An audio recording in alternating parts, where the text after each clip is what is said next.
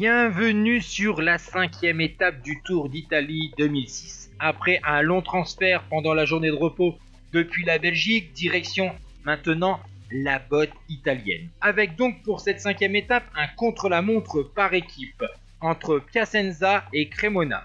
35 km au programme, un itinéraire avec des grandes lignes droites et un profil assez plat. Donc maintenant, place à la première équipe qu'on va suivre. C'est la formation Liquigas avec son maillot vert et ses bandes bleues. La formation de Di Luca, vainqueur de l'Amstel Gold Race et de la Flèche Wallonne 2005, de Calcani, de Cioni, Andriotto, Mihailovic, Noé 4e en 2003, Pezzotti, Specialetti ou encore le Britannique Vegelius. Et la formation Liquigas va battre le meilleur temps de la Française des Jeux de Philippe Gilbert avec un temps de 37 minutes et 38 secondes à 55 km/h, 800 U.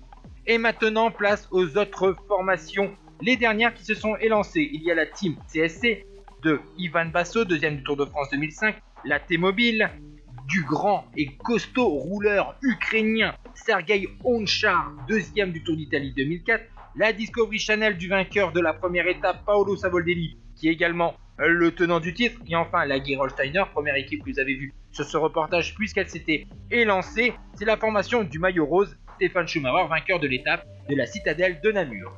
Place maintenant à la formation CSC, donc avec Basso, mais aussi Sastre, Niki Sorensen, Blautzun, Jülich, Voigt, Lombardi, Gustav et Cuesta. Elle réalise le meilleur temps en 36 minutes et 56 secondes à 56 km/h 859. Vous avez vu, elle a largement dominé le temps de la formation Liquigas. Place à la formation T-Mobile avec donc Onchar, mais Kessler. Pourquoi je vous parle de Kessler? Car c'est le dernier coureur à franchir la ligne et à cause de lui, l'équipe T-Mobile ne remporte pas cette étape puisqu'il a été distancé dans les derniers mètres et la formation allemande perd donc l'étape pour une petite seconde.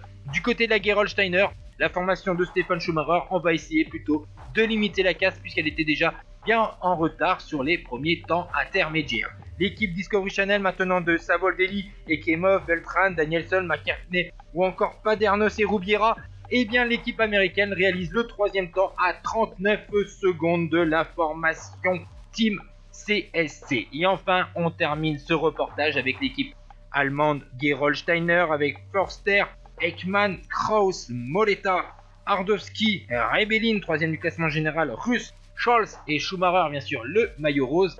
Mais cette équipe, comme vous voyez, elle est déjà en retard sur le temps de la Liquigas notamment. Eh bien l'équipe de Schumacher va finir avec un chrono de 37 minutes et 59 secondes à 1:03 de la formation danoise CSC.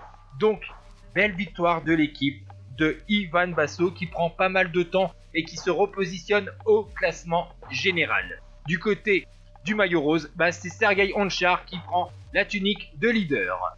Les classements maintenant, la CSC, une seconde sur la T-Mobile, 39 sur Discovery, 42 sur Liquigas, 5e place pour la FDJ à 1 minute. Et au classement général, Onchar devant Voigt, Rogers, Polak, Basso, Savoldelli, Sorensen, Schumacher, Jülich et Rubiera.